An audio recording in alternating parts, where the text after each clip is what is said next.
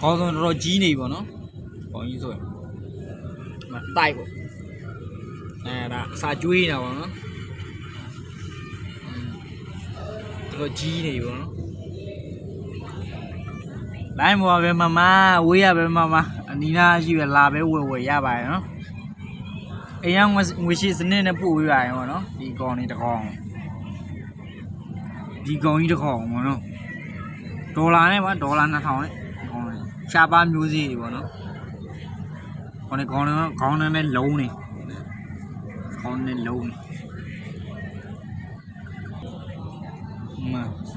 ပေါ့နော်ကျွေးပဲဝါသားတဲ့ကောင်တော်တော်စိုးတဲ့ကောင်လေးပေါ့နော်